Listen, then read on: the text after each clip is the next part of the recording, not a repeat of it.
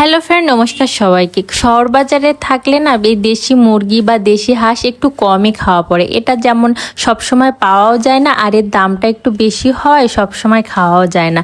অনেক দিন ধরে এই মনটায় চাচ্ছে যে একটু দেশি হওয়া মুরগি খাওয়ার জন্য, আর দেশি মুরগির থেকে না মোরগটা বেশি ভালো লাগে। কিন্তু আমি কয়েকদিন বাজারে খুঁজেছি বানরগাতি, কিন্তু পাইনি। তারপরে একটা লোক বলল এইখানের এই মাথার দোকানদারটা আনে মাঝে মাঝে, সব সময় পাওয়া যায় না। তারপর সেদিন যেয়ে দেখি অনেকগুলো হাঁস আর মুরগি ছিল দেশীয়।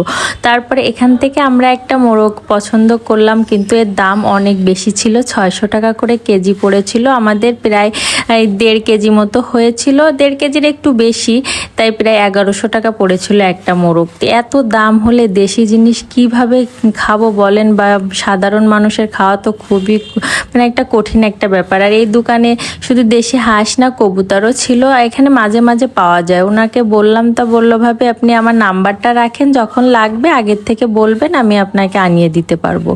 আর তারপরে আমরা মোরগটা এখান থেকে নিয়ে একদম ছুলে কুটে পরিষ্কার করে বাসায় নিয়ে যাচ্ছিলাম, কারণ দেশি মুরগি কিন্তু পরিষ্কার করা অনেক বেশি ঝামেলার ছিল। আর সেদিন বাইরে এত রোদ ছিল, আর বাইরের আকাশটা না অনেক সুন্দর লাগছিল, একদম মেঘলা ছিল না আকাশে, নীল আকাশ আর সাদা মেঘ ভাসছিল, দেখতে অনেক সুন্দর লাগছিল। তারপরে আমি বাসায় এসে মুরগিটা সুন্দর করে ছুলে কুটে নিচ্ছিলাম, কারণ ওরা পরিষ্কার করে দিয়েছে। তারপরেও অত কিছু একটা লোম ছিল, তাই আমি সুন্দর করে কেটে এখন দেশি মুরগিটা রান্না করব। আর আমার এই বাজার করার ভিডিওগুলো আপনাদের কেমন লাগে অবশ্যই কমেন্ট করে জানাবেন।